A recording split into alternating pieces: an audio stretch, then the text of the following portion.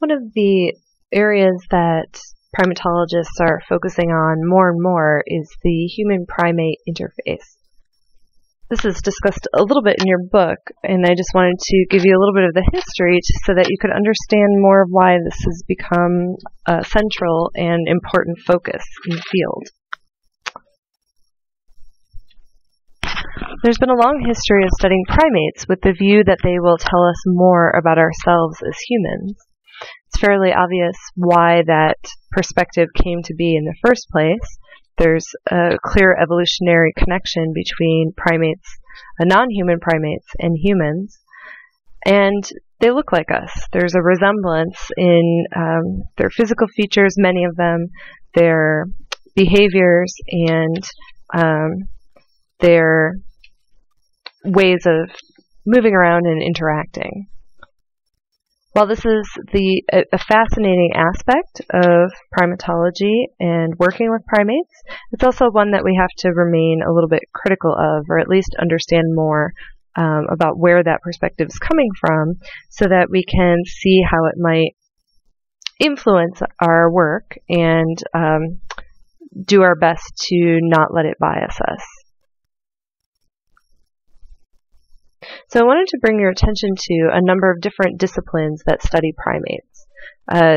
Obviously, physical anthropology has a primatology focus, a kind of subfield, but other disciplines study primates as well. So in ecology, primates are studied as one of a continuum of organisms that are studied. Primates are much bigger and longer lived than other animals that are usually studied by ecologists, and so that puts them on one end of the spectrum of what ecologists study. The other end would be mice and fruit flies and so on. So they are a little bit of an outlier in the field of ecology.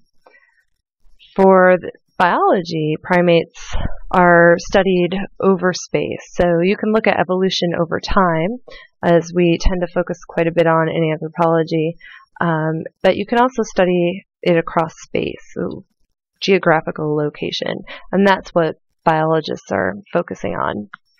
Anthropology does this a bit too, but the time aspect is really important in anthropology, and in biology it's more a focus on looking at organisms over space.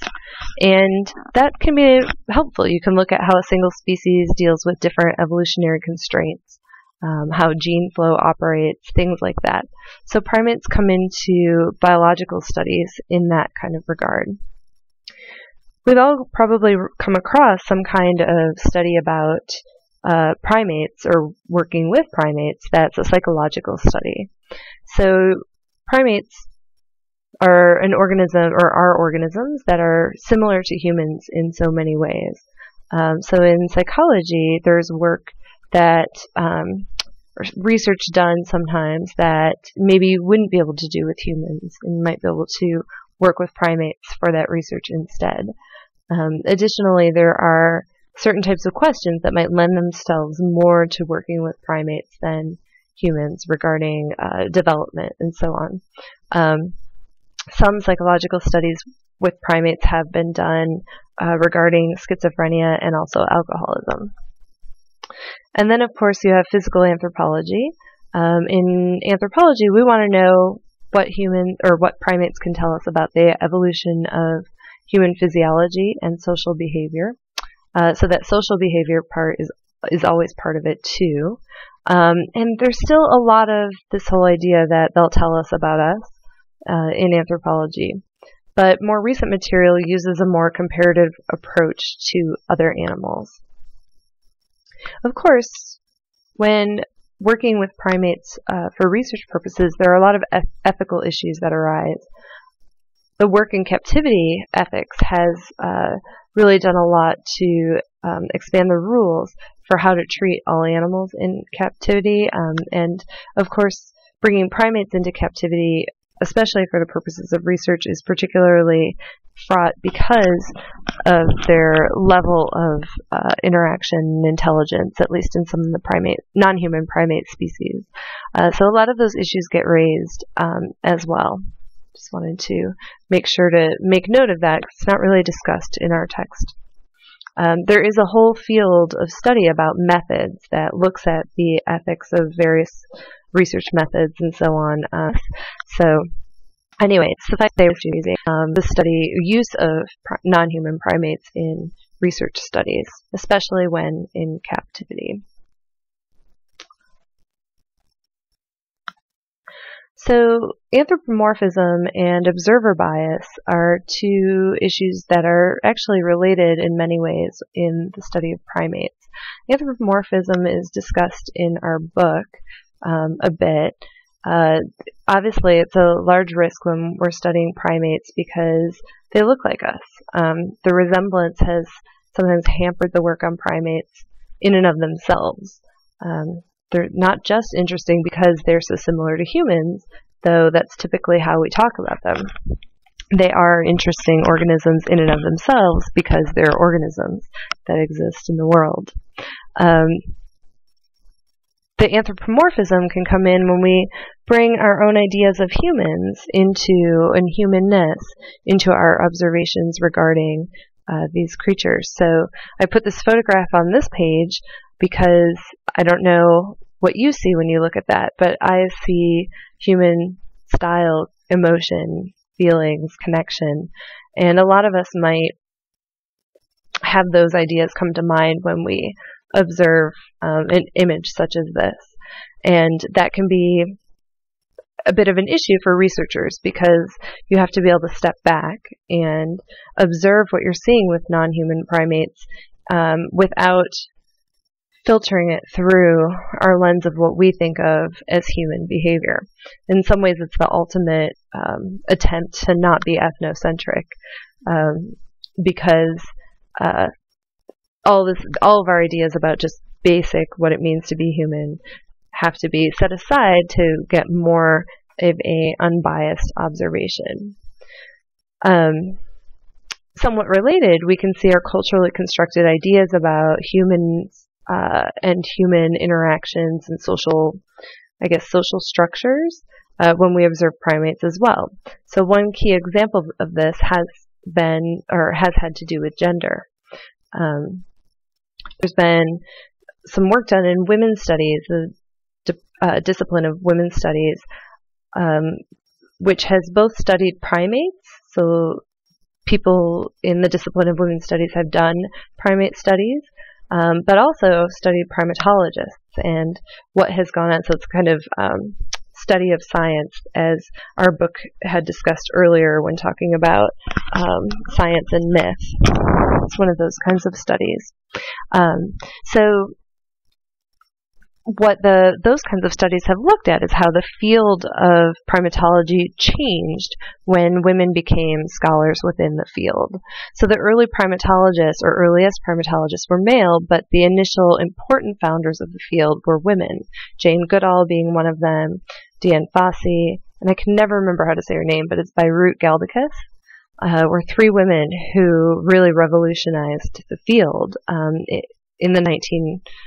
beginning in the 1950s or so, mid-19th century. Mid-20th century. And so these three women had opportunity to go out and study primates as part of a kind of new physical anthropology approach that the field was taking. And their research showed that they actually saw something very different than what the men saw when they went out to study primates. So these women noticed a number of things. They noticed that there's a physical difference between males and females, what we now call sexual dimorphism. For most primate species, males are much larger than the females.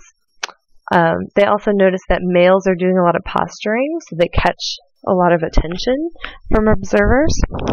But when you're there for longer, you can see that males move to another group, and then they have a dominance hierarchy that gives them access to females. So if you're there for a long time, you can see certain kinds of trends that you wouldn't see if you're only observing for a short time. And if you stay, again, for a longer time, you see that there's a lot of female choice as well regarding mating and so on. And if you're there for years, you can see that females are the core of many primate group structures, social group structures, but you have to actually be there for years to see this.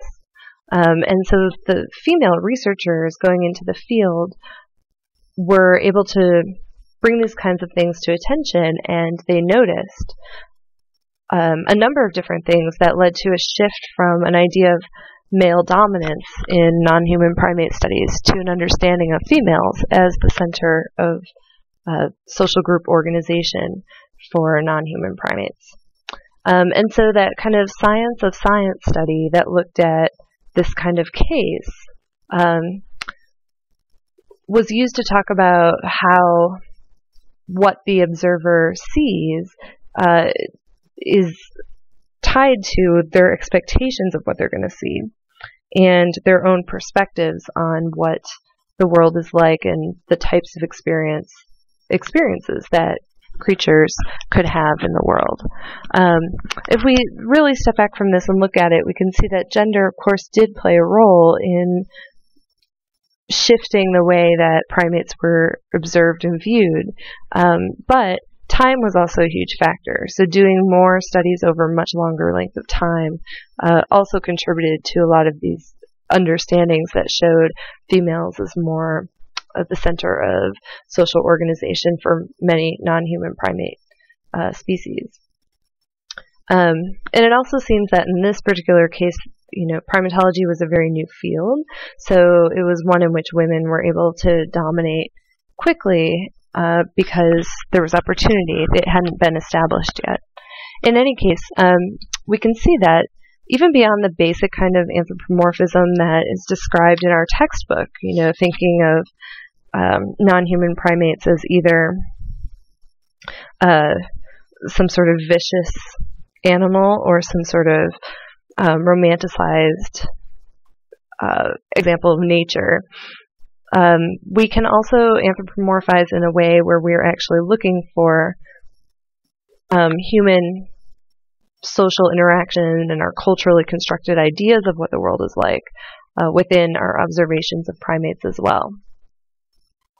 So how do we actually avoid these kinds of things, this ethnocentrism, anthropomorphism, observer bias when we study primates? You have to really think about what you're trying to do. Primatologists are trying to get at some of the things that you might be trying to get at in a very traditional cultural anthropology, which we'll be talking about later in the quarter. How do organisms relate to each other?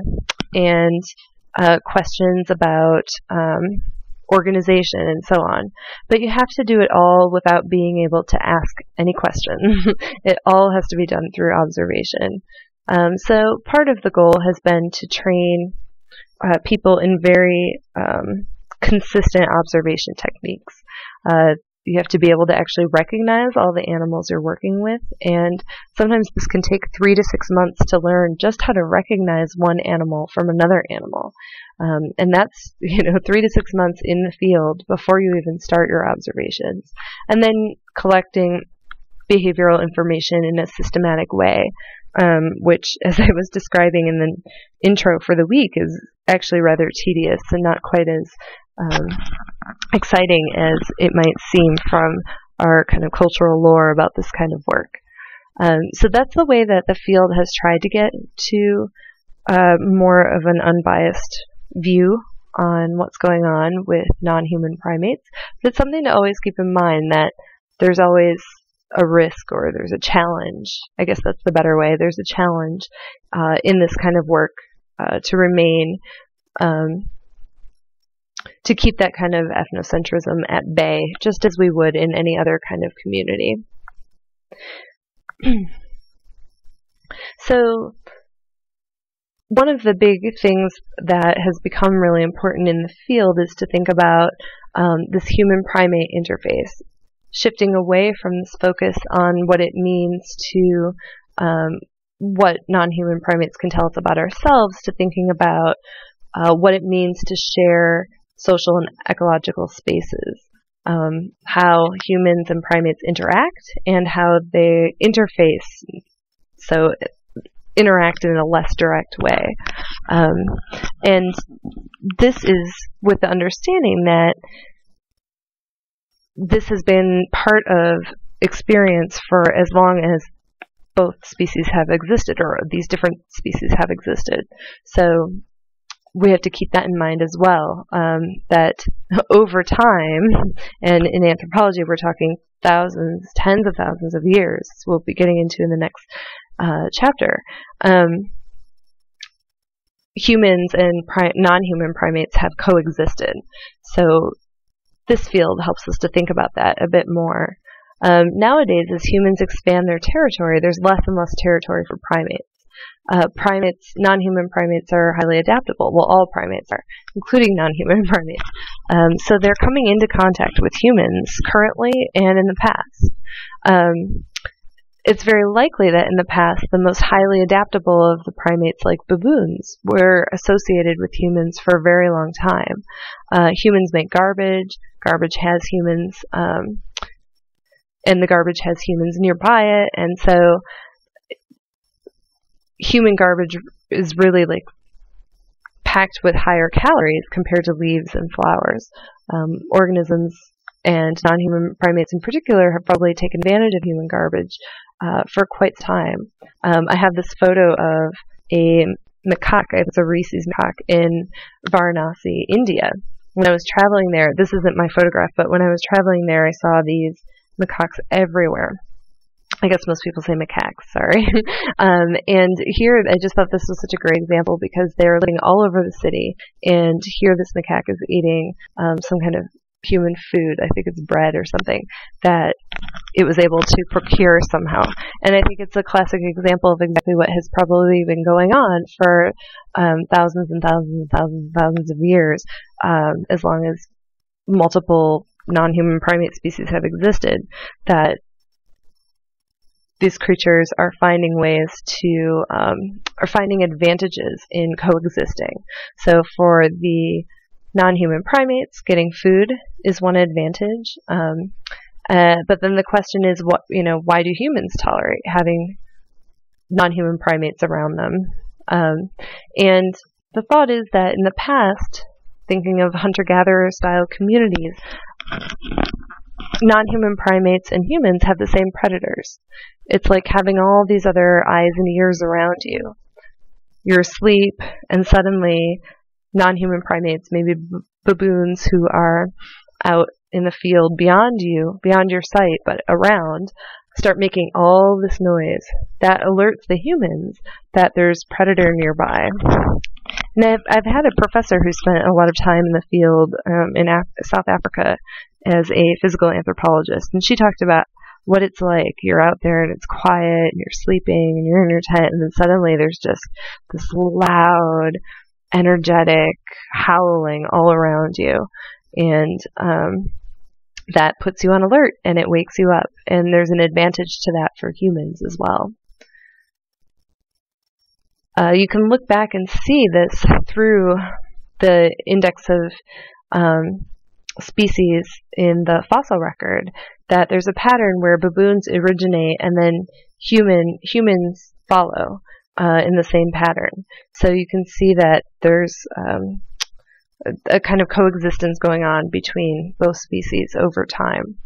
And now they're not fulfilling the same role for humans anymore. Though I do wonder if, to a degree that we don't even realize to what degree they're still alerting us in many ways.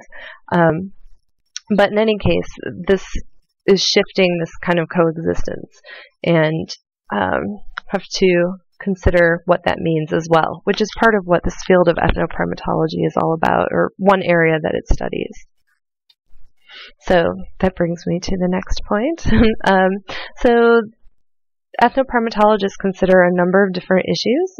So one, like I said, just describing this relationship of coexistence between humans and non-human primates over time, but also looking at it within really specific contexts. So I have here places where people coexist with primates.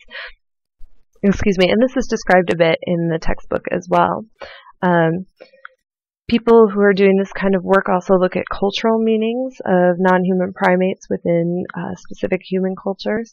They look at symbolism as well, and tourism. That's discussed very briefly in this textbook, but people doing ethnoprimatology consider current tourist efforts, and as part of their area of study as well. As I said, places where people coexist with primates, and then also where control or management of primates, non-human primates, causes conflict. Those are sites of study as well. And then, of course, we have the effect of human behavior on primate survival as an important element that emerges from considering the human-primate interface. So, as discussed in the book, there's some scientists who argue that we are now in the Anthropocene, the current geographical epoch in which human agency is one of the most influential forces on the environment, specifically the landscape and the climate. This means that there's no study of primates that's not influenced by human. This idea of trying to go into the forest and find a unaffected species or even population of a species of non-human primates is impossible. It also really brings conservation to the forefront of primate studies. As my professor told me before, that you can't really go into primatology without also having an interest or an interest in conservation. This is actually something that has a sense of urgency to it. Human space is taking up habitat for so many non-human primate species. And that is obviously something that we will be exploring a bit more in one of our discussions. What it brings us to is this idea of focusing on not just what primates can do for us and what we can learn about ourselves through them, but thinking about an interaction, a coexistence, and our responsibility to non-human primates as well.